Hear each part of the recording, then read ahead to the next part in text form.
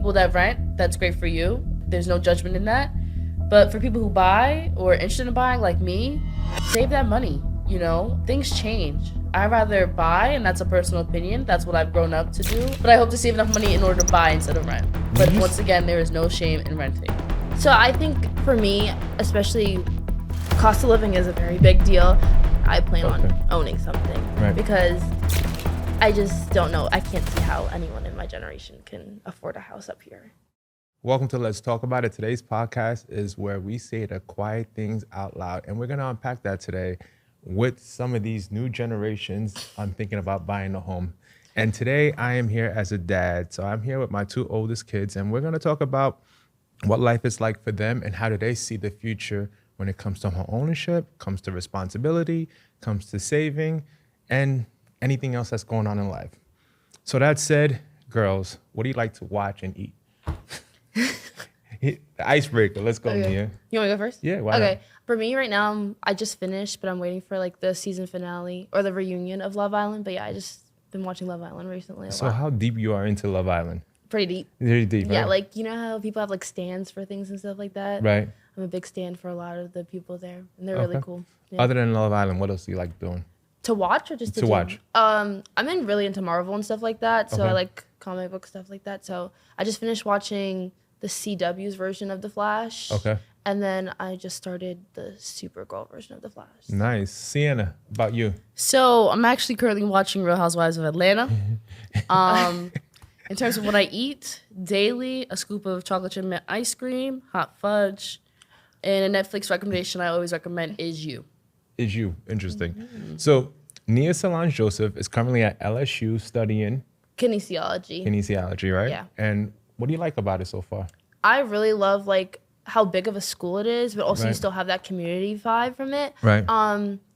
Especially in the beginning, it was like a lot. Like there's a lot of kids on campus, and it was really hard to like find where I wanted to be or what my niche was. But then once you had a lot of the like advisors and stuff like that, and people like reach out to you, it was really nice to find your little home community in such a large school. Okay, that's what's up. We liked it when we went to go sit Yeah. on campus, right? There was a lot going on. So Sienna Jordan Joseph, you're at Fordham University doing your master's. How's So- that life? Thank you. I want to shout out my undergrad. That was Johnson & Wales University up in Providence, Rhode Island. Way too much. Go Wildcats. But as of right now, I go to Fordham University.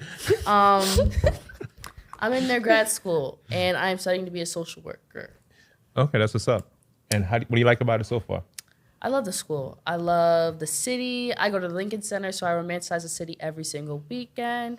I just love being with people who are interested in the same things I'm interested in. Being in a class where people think like you is so refreshing, especially since, you know, we're all here to work together and, you know, social workers, I'm going to speak for myself. I think I can save the world. So it's good to be around people that are positive, that care about mental health and everything. Okay, that's what's up. So, you know, everybody's always talking about the different generations of life. So let's unpack a little bit the whole Gen Z thing, right?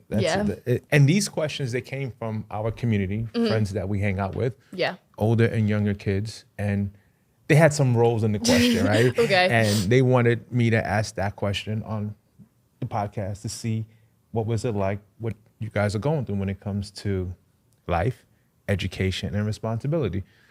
So what is the biggest misconception you see, Nia, when they consider Gen Z? So I feel like I'm technically in like that mid-range, lower Gen Z. Okay. I'm like right at I'm basically in the middle. I think our biggest misconception is that we don't work as hard as the older generations. We don't have as much like work ethic as you guys, and like we're not hustlers as you guys are. We don't hustle as much as you do. We're not as scrappy. You're not scrappy. Yeah. Now, is that a good thing or a bad thing? I feel like for us, one thing that you guys don't do as well is that you guys will stay. I mean, the older generations will stay in a bad work environment. I feel, really? I agree with that. I feel Okay. like the newer generation is okay with going to a boss or going to HR and voicing their concerns and wanting things to be fixed. And I think that like the older generation is like conditioned to being like work, and then play hard after. I think we want to work hard and play hard at the same time, Okay. but also like enjoy our work. you guys are, I don't want to be rude or anything, but I think You're you guys, painting us. I know, but I feel like you guys are okay with being miserable at work. I think you are. Wow. Okay. That is an opinion, right? Yeah, it is. Your Gen Z opinion, Yes, right? I agree. I'm just saying. Okay. But I've Fair heard- enough. CJ, what do you think? I think our generation, I guess I could say I'm the older version, even though I am 24 next month, so I'm still young. That being said, I agree with her. I think our biggest misconception is that, we don't try that hard or that we're lazy. And I think the opposite. I find that we are always the youngest in the room when we're having these tough conversations, whether that be corporate America or just day-to-day businesses. I think people in our generation are not afraid to say what they want to say. That being said, it's plain and simple. I'm the biggest advocate. If someone is doing something in the workplace or making you feel uncomfortable, report it, okay? But that being said, the older generations, I'm going to speak from experience of what I've seen, is that they will work, and not have a work-life balance. And I think with our generation, we're very big on mental health and just making sure that we have that balance, whether that be taking our PTO, sick time, which I love to do. I took all of that. I took all my PTO and sick time in March, but life is not guaranteed, and we're very big on that. After COVID, it really affected us, or affected me at least, when it came to making sure that I make my time worthy and that know my worth and stuff like that. So, what's one thing you guys do well? Oh, I'll start with you, Nia. Oh, no. I agree with CJ, what she said. We really do advocate for ourselves in the workplace. I think that we're okay with I don't want to say stepping on people's toes, but also like voicing our concerns. Like, there is no way that you're going to make me feel uncomfortable at my workplace. So I do agree with what she said. I think we're really good at advocating. Is it one thing you do well? I mean, you're in the workforce now. I mean, you're working with certain individuals. You're working in the community. You're providing your value. You're talking about the pros and cons of life, how to deal with life. Can you speak more to it? I think being young, one of the things that I've loved with just in general what I've worked with and everything is the different demographics, right? Being young, I've been able to work with the Rhode Island Sheriffs, which was a great honor, working in a group home with kids with, mental health problems, just having access, working with, incarcerated individuals. That has given me such a broad example of what I want to do and things like that. So someone like me being young and have so much experience has been such a blessing because it's taught me what I really want to do or things that I'm interested in. Okay, so you really lean into what you love. Exactly. And I've been able to get a whole grasp of different demographics, which is a blessing, especially now. Nia Solange, as you enter into your 20s, what excites you? I think the biggest thing for me is probably like experiencing life outside. Like, I love college. I love what it is. But I think experiencing life after college and like experiencing like going on trips, going on vacation, trying new things, and just seeing the world as more of an independent. Okay. I'm still in college and stuff like that, so I have things to do. But like, I think once I graduate and stuff like that, being more independent and like experiencing things for myself is probably what I look most forward to. Okay. A quick message from me. If you've been listening to this podcast, you already know that I believe in one thing. Your next mortgage should start with a conversation, not an application. Everybody's financial situation is different, whether you're buying your first home, purchasing an investment property, renovating a home, planning for retirement, self-employed. It's not one size fits all. My role is to help you build the right mortgage strategy based off your goals and finances. If you're looking for education and honest advice, I invite you for a complimentary session with me. You will find the link in my show notes and episode description. Again, your next mortgage should start with a conversation, not an application. Now let's get back to the show. So, Sienna, what stresses you? Where do I begin? So things that stress me out is I think people don't understand that your 20s is a lot, okay? And what I mean by that is your 20s starts off at when you're 20 and then when you're 29. That being said, you got people my age getting married on their second kid, and I'm sitting here in my parents' house in the basement chilling rent-free. So sometimes it's a lot of self-reflection. You know, it stresses me out, but then I realize, like, yes, I'm in the basement, but the blessing is that I have a place to lay my head on. You know what I mean? I have access to food. I don't have to worry about those things. And I'm also getting my master's, which is a big accomplishment, especially being a young Black woman. So it's one of those things where, you know, you internalize it, but then you also realize that comparison is a thief of joy. And I've learned that throughout my 20s so far, and it's a blessing that I'm learning that now instead of being, 29 and regretting that I never thought of it that way. And to really center that education is important for someone like me. And but those are stressors. But like I said, mental health is important. So checking in with yourself, checking in with your therapist, your parents, and just, being transparent with people. Right. So it's fair to say mom and dad is saving you. Listen, this is my biggest advice. If your parents love you and your siblings Your parents love you. Why move out? There's no point in moving out. And I hate the fact that people are like, oh, get your own place. I'm like, me personally, my family loves me. So I'm cool with that. And I barely wash the dishes, so I really don't have that much responsibility besides coming home and just not doing too much. So, but if your family loves you, why try and reinvent the wheel? Just, be quiet on the creek, and just chill. So don't talk too much. Don't offer to pay no bills. Don't offer to nothing. Just chill. Nia, what is your take? I agree with her. Like, honestly. So you're gonna be home until you're 20? No, that is not what that is not happening. Okay. I think because we have an age gap. There's 5 years in between us, 4 years maybe, right. 4 or 5 years. Relax. So it is 4 or 5 years between us. So I think watching her, honestly, they do say the oldest child is you throw them in and hope for the best. Right. Watching her do things, it actually it does help. Right. So like I know what to do, what definitely not to do, and how to progress like in my life and stuff like that. So I'm going to jump into this, as your dad, the favorite mortgage guy, the favorite mortgage advisor. When we talk about, renting versus owning, or living at home, what are some of the conversations that you hear amongst your friends when some will say renting is bad? What's your take on that?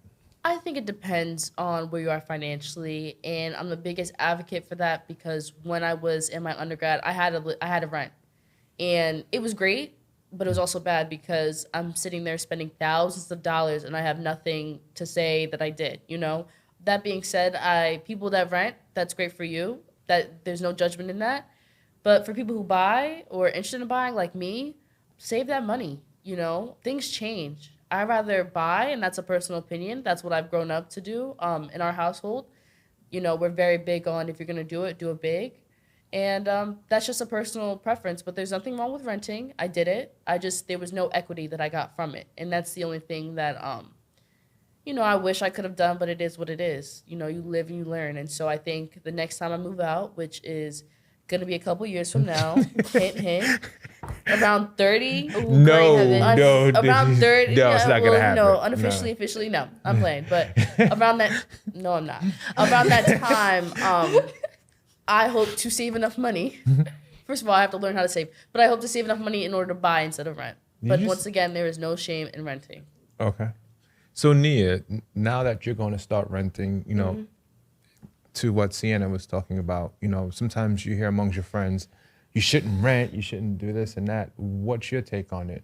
Well, I haven't experienced it yet because I'm going into it, but right now it seems not too bad. Right. I mean, I live like 9 months out of the year in Louisiana, so the cost of living down there is drastically different than the cost of living up here. Right. So for me, renting is the better option because my money in New Jersey would go a lot farther in Louisiana. So renting is not that big of a problem for me. I can see how it can be a problem for people, especially if you have like a bad landlord and stuff like that. Right. Yeah, like whoever does the money and stuff like that. I can see how that can be challenging and stuff like that. But for me, renting right now is the best option and renting's the best option, right? Best for my age group. So is it fair to say that, given what your mom and I have done, once you complete the years in Louisiana and you're thinking about moving to the South, your goal is to actually buy a home, right? Yeah. So I think for me, especially cost of living is a very big deal.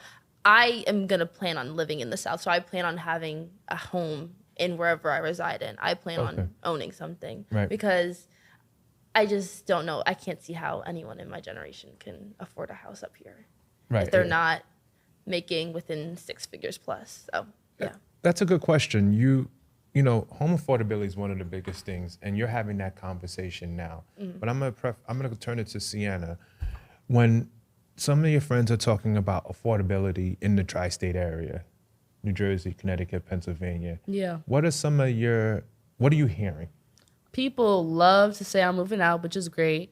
But then you go to their house and they got air mattresses. I'm not one to judge. I am not one to judge y'all. Look, y'all are doing better than me. You got your own place. But the grass is not always greener on the other side. Right. That being said, I hear it. I take it in and I appreciate, their advice. But also at the same time, me personally, I don't want to sleep on an air mattress. But there's no shame in your game. Like I said, and what I will say prior is that if you have the chance to save money and buy, I recommend that. And save money, invest in yourself. I think buying is really more so investing in yourself, investing in your equity and everything. But, hearing, my peers, I live by myself. That's great and everything. But do you know where your next meal is coming from? That's just a me thing, once again. That part. But no shame in the game, obviously. But that's kind of what I'm hearing, I moved out, I did this. That's cool for you. No shame. And I'm chilling, you know what I mean? I'm in no rush. You're in no rush. I'm in no rush. You see, this is what happens when no rush. Mom and dad pays the bills. I'm in no rush. All right. So this is all new to us, right? AI, tech, and all that stuff. Nia, how are you using it, and how do you feel it's going to help you with your career? So I think, as you're saying, tech is a really big thing. Social media, any type of media, genuinely is a big thing for our generation. Right. We love a short form video. Anything over 30 seconds, it might not make the cut. I'm being honest with you, the short attention span. But I think that social media has shown us a really positive side, but also a very negative side. So, like CJ said, comparison is a thief of joy. Something like that. When you see people your age, like influencers and like kids your age, traveling the world, owning homes, making money off of social media, you're like, oh, why can't I do that? But it's honestly refreshing to see that it's possible for that to happen. Right. And it is attainable. But then also you're just like, why is it not happening for me? Like, why are they able to like move out, have a home, travel the world, do all these type of things, and I'm still in college doing what I'm doing and stuff like that. So it is nice to see, because it's like you have a goal for yourself, but then also it's just like, I'm not where they're at and I want to get there. So it is a little bit of a good and evil kind of thing with social media and stuff like that. Okay, you're answering that part, but I'm going to be honest with you. It's very few that does it well, is. right? It really is. Right, so I think, let's call it what it is. The algorithm feeds you into something, especially if you're giving it that attention. It's going to tell you, you can have this, you just have to do that.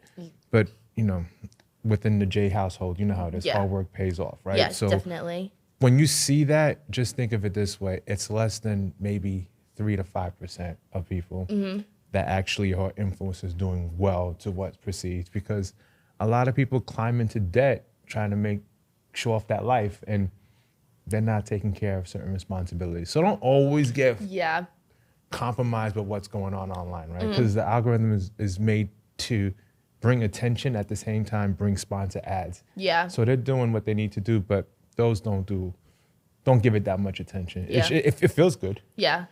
Before we jump back into it, let me share something with you. Recently, I worked with someone who thought they only had one mortgage option. After taking the time and understanding their goal, we found a strategy better than expected. This is why I love what I do. Everybody's situation is different, and every mortgage should be built around the person, not the other way around. If you would like to have that same conversation, schedule a mortgage strategy session using the link in my show notes. Now let's get back to the show. So, Sienna, how do you see it at times when you see some of those out there? I got this, I got that, I'm traveling, I'm at the, I'm at the let's go. Social media is fake. Okay, follow me with this. Okay, I'm gonna be real, raw, and authentic with y'all.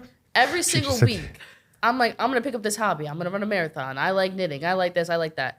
Social media, there's pros and cons, and that's with everything, right? Right. Social media, as much as I talk trash about it sometimes, the pros is that it gives me access to all these things I never knew about, i.e. getting my master's, and getting my master's is something I love, and, finding a school that fits for me. Social media was able to do that, as well as peers, and, my father, I'll give some credit to, but social media allowed me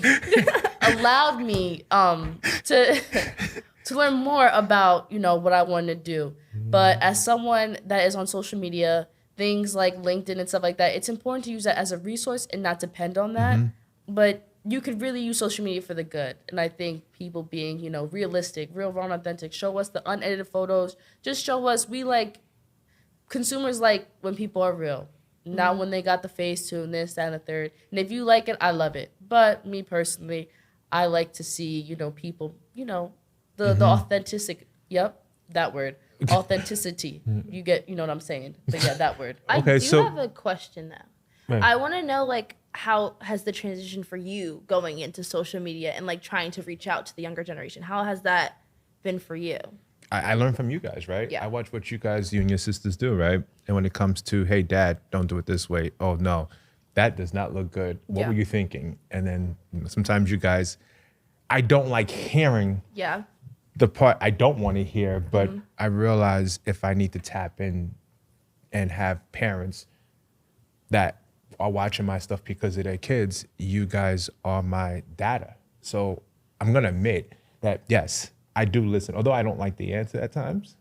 I have certain words choice, but your mother and I, of course, right? Let's make sure we plug her in this. We listen, right? Yeah. I mean, and then we reflect your word. We take it in, and then we say, all right, cool. You know what? They know because they have friends who are in that circle, in that community, and the business that we do, that I do, your mom does. Every conversation is a relationship. So we build it off of you guys. We're always learning. We need to. It's fun too. And I also will ask you this, right, Nia, with you talking about the social media and all the things, and how does that deal with you and mental illness? That is probably one of the bigger things that I feel like our generation, like again, what CJ said, is that we do care about our mental health and a lot of that stuff.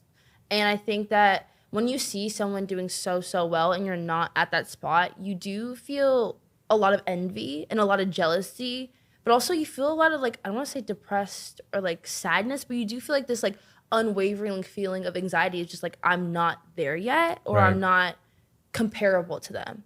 So I think a lot of that is doing like the unplugging. Like, I know people are like, oh, unplugging is the new in. Like, a lot of it is unplugging and genuinely touching grass, taking walks, taking that breather, and also hanging out with your friends socially. Like, no phones, none of that, just like genuine conversation. Taking in the moment, like going to the mall, walking around, doing something with another person so that you know that you're not alone and you have a companion anyway. Sienna, how do you compartmentalize the things that you do, where you work at, how you have fun, and at the same time, you put some of your stress on the back burner with things? How do you deal with it? I actually love this question because I feel like a lot of people can relate to this, right? If you grew up in a lot of Black and brown households, old school households, I should say, mental health is not talked about. We kind of push it to the side, and that's not a bad thing. It's kind of what we're taught growing up. And so, kind of to piggyback off what Nia was saying, Nia Solange, was that taking a break, unplugging is so important, and your mental health matters, especially, men's mental health is so important too. So I really want to emphasize this on the podcast while I have the opportunity, that men's mental health is very important, as well as mental health in general, especially for people of color too, because I know how, there's this, it is important. No matter who you are, what you look like, what you identify as, your mental health is important. So unplugging, going for walks. For me, my adrenaline rush is going on concerts. I went to Summer Jam. I saw this person. I love concerts. That's a way for me to unplug, turn my phone off, and just enjoy. So finding hobbies that are realistic to you as well. But mental health is important. It really is, especially now with social media. I'm going to be honest with you, right? When you're a COVID grad, right, 2020, you went through a lot. And a lot of it, like, Mom. I didn't have a graduation. Please stop. I can't with this. Yeah, I can't. I know. Right. Yes. But at times I brought up my history to tell you to get over it. It was Mom who was like, you can't, like, she don't live like this. Yeah. It was a teachable moment, right? I had to communicate with Mom, and she had to let me know, like, nah, we need to this is real. Like, we need to make sure that we have people in place so you can talk to. Yeah. So you can move forward with your life. I'm happy Mom had me understand what you were going through, because I was stuck in my ways. I was stubborn. My point is, after having conversations with Mom, it was a teachable moment where she was telling me, hey, Jim, like we want to make sure we get this right. Yeah. And we were happy that we got the right people to help you talk about this, and you were able to do well. And of course, you graduated with honor rolls every year, right? What was that? Say it again, because you want people to hear, because you know how you are. Go ahead. Magnum cum laude. I don't know how to say it, but just know I got it. Okay, All right. that part. So, Okay. I got the highest of the high. Thank you, and have a blessed day. wow. Okay, this is what I deal with at home, right? So that was a plus because we watch you turn something negative that was actually happening into something imaginable that we never thought Yeah. that can happen. Yeah. And you did well. And so I'm happy you. that as a family, we got the prescription to put you on the path to understand who you are, because we were stuck in our old ways. Yeah. Well, at least I was, about how to do things. So Nia, you watching some of that stuff. What would be your advice as you enter into your 20s very soon? I think a lot of check-ins, a lot of texting the people that I know a lot of people say, oh, I'm thinking about you, or I'm thinking about that person. You mentioned a person. A text can go so far for so many people. A text could be a lot for someone. A simple, hey, how are you doing? Right. It can go so far for so many people. And that could be, you never know who that could help. Right. So I think a lot of check-ins, I think mom is really good at that. She loves a text. How are you doing? How are you? Right. She also likes to stalk our location. Wait, look, that's what parents are for. Yeah. So let me ask you a question. When it comes to money and future, right? We have this conversation, you watch me manage others when it comes to financial responsibilities on home ownership. How do you see yourself and how do you deal with some of that? I think we actually talked about this a couple days ago. Right. A lot about taxes and stuff like that. It was nice having those conversations with you and like realizing that I do need to start investing in stock. I need to start investing in myself. Like CJ said, like I need to start pouring into myself so that in my future I can have what I want and what my goals are. So I think pouring a lot of the like financial responsibility into myself and not just relying on you guys is really nice and good to be taught at such a young age and stuff like that. Sienna and I, we've had these conversations many times. And you be parlaying sometimes. Oh, yes. I'm an entrepreneur. I don't have a business yet, but I'm an entrepreneur. Oh, my Lord. When I was unemployed, the joke is when I was unemployed, I said I was an entrepreneur. Okay, back to what you were saying. Right. When it comes to money. money management. I am not quite there yet, but I am learning. It is a blessing that, having a father in mortgages and money and credit and all that, it is a blessing because when I get my paycheck and I'm like, I barely made any money, can you help me put some of this away? It comes in a plus because Exhibit A, I got a car 2 weeks ago and my father was able to help me, put a down payment, God bless. And also, I have my credit to the point where I can afford, to get a new car. So it works. There's a lot of pros. There's a lot of pros. The cons is not, I need to learn. But the pros is that, having someone educate me 24/7 is nice. So I want to focus on this a little bit. How important credit is because, parents are going to share this with their kids. Yeah. We hope others get a lot from this. Can you, at your age, talk about how important credit is? I think credit is I know credit is very important when it comes to getting loans. Like I said, got a car 2 weeks ago. They definitely did a credit report. It's needed to get a home, to get a car, to get loans for school. And it's not talked about in schools enough. And that's the issue, with high schoolers and, college grads. We don't really, my experience, we don't talk about it as much. And so, coming home, being post-grad now for 2 years, it's taught me a lot about what credit is and how important it is and, maintaining that and making sure you make your payments on time, just really focusing on making payments and not missing a payment. Right. Things like that. I want to, as you guys watch my daughter, Sienna and Nia Solange talk about the importance of credit, I want to emphasize this. Look, it is important to have a top tier credit. And when you're thinking about buying things now, whether you be, between the ages of 16 and 20, look, all you're doing is buying something that may not fit you in a couple of weeks after you go put it through the dry cleaner and you wash it a couple of times. these tangible things, they don't last as long. So it's important that you save as much as you can, start a small trade line, and pay your responsibilities. Because when you get older, looking for certain things, like you said, a car, looking for apartments, looking for a house, they're going to run your credit and they're going to judge you off of that. Now, sometimes mishaps do happen, right? And you can recover from that. But the point is, start those good habits now so you can avoid certain situations when you get older. Let me ask you, how long does it take to rebuild your credit, though? Depends what's going on, right? Okay. Every profile is different. Usually anywhere between 30 to 90 days, you Okay. can build your credit. But credit is one thing. It's not having no bills. Okay. You know, Yeah. like it's hard to do certain things when you have such a debt. Like, you Yeah. know, student loans and things that you don't use anymore that weighs on you. And at times, even mom and I, we talk about it and we have certain things that we wish to pay off, right? And we sit at it and we toggle with it at times to see which is better, which direction we should go. And you know how your mom is like, you need to make more money, bro. She said, 7 o'clock in the morning. oh, You know what? Next question. yeah. So, but just Every making morning. sure that we're on top of it Yeah. and, you know, getting ahead of it. And you get rid of expenses by making more. And so Yeah. that's why we want to talk about this, so you don't have those large balances holding you back from not preparing to what you want. Because you say you want to do this now, but you may change your mind. Exactly. So yeah. you want to have enough in your bank account to make that Yeah. mind change if Exactly. need be. So, you know, I feel like home ownership is key. Financial responsibility is key. What's one thing dad has taught you?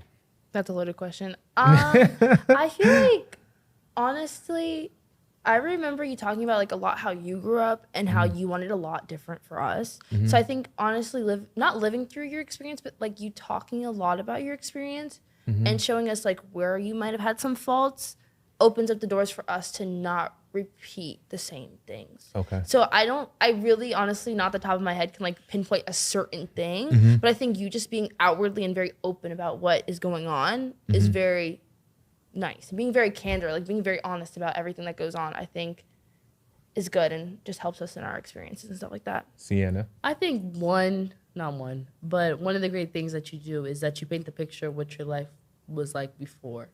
You know, we always talk about making it out the hood. No, you know, this is serious, but he really paints the picture of what life was like before us and, you know, the things that him and my mother went through. And it really, you know, puts things in perspective for people like me, at least. You know, they were in their 20s, had a kid, was living, you know, they were really mature. And so the blessing is that you're very transparent with me and you're really encouraging to letting me know that I'm not behind or anything. You really instill that in me. So that's a blessing. So as you approach your 30s next year. Okay. I'm just joking. He's 50 next month. Less than 2 weeks. 50. 50. Yo, so that said, as you approach your 30s, what is your hope? This is great. So let me plug this in. My goal, while I, you know, approach my 30s in a long time, is to get my LCSW. That being said, if anybody's watching the podcast and has an LCSW and is looking to mentor somebody, I am here. Hit his line, but then hit my line as well. But that is my goal. My end goal is to be a LCSW and to help people. I believe that I was put on earth.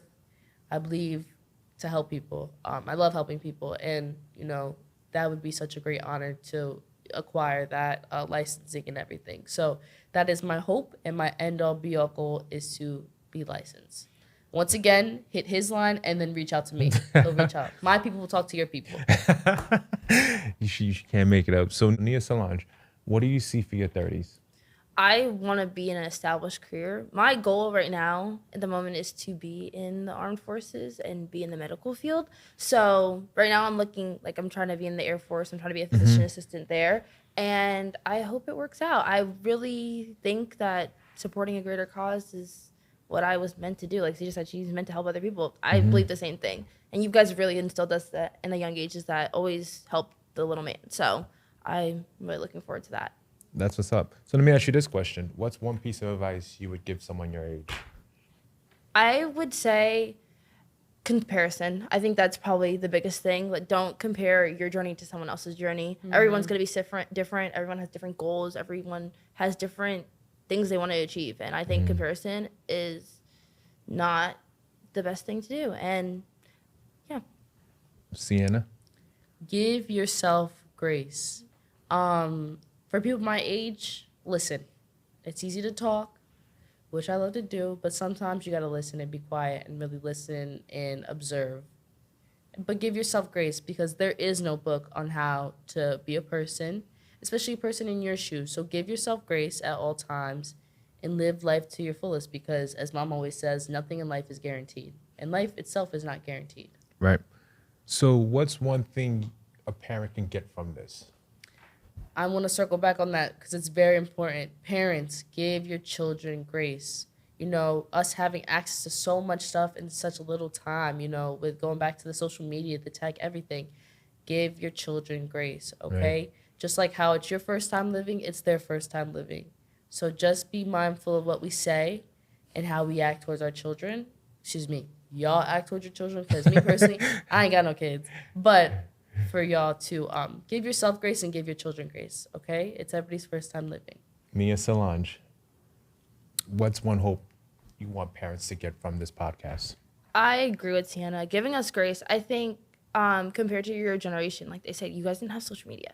You guys were really just working from the ground up and building things on your own. And you guys were learning as you guys were going. Right. But I think giving us grace and realizing that, like, it is not the same as it used to. It is not, we're not, as you guys said, as CJ said, you guys were in your 20s. You had owned a home and you had a child. Many of us are not there yet. And I think it is needed to understand that, like, we are not the same. It's not as affordable to live. You guys kept talking about, oh, I can go to the store and get a slice of pizza for $1. That's not working in our economy. That's not how it's going to work. And I think, especially being in the northern region, the cost of living is high. It's expensive. So I think just giving us a little bit of grace, especially in the state that we're in right now. Yeah. It's fair to say there's no book when it comes to raising your kids, but there's one thing you should always pay attention to: what your kids are talking about, right? It's very important. As my wife and I raise our beautiful kids, you know, at times we just have to pay attention. You know, it's a struggle for me too, right? So I'm not gonna paint the picture it's easy, because it's not. But through reps of understanding what they go through defines what my wife and I have with our children. And for that reason, we love you guys. I love you too. Love you. I just want to plug in that we also have the same birthday, so we really are like this entire podcast. Just keep in mind that I am the mini version of him. So once again, Dad, it's safe to say we love and appreciate you. Yeah. You and Mama are a blessing, truly, and I could say for all of us that we are blessed who have parents that, one, show us consistency, and two, show us stability. So as great and fantastic as we all are, you also need to, you know, get your flowers, I guess. Your little claps in. His little claps, I guess. Yeah. Okay, right. Okay. So thank you guys. Again, let's talk about it. This is what we're here for. Let's talk about it. Find me on your favorite streaming platform. Let's talk about it, ladies. Hey, listeners, are you looking to improve your home comfort and save on your energy bills? Let's talk about Seal Power. They've been awarded Energy Star Sustained Excellence Award, seen on Good Morning America, the New York Times, and World News. Seal Power is dedicated to keeping your home cozy while saving you money. Check out their website for tips and incentives and more at CIELPOWER.com. Stay comfortable and save with Seal Power, where comfort meets efficiency. Follow them on Instagram for updates and more, and let's talk about it as well. Thank you.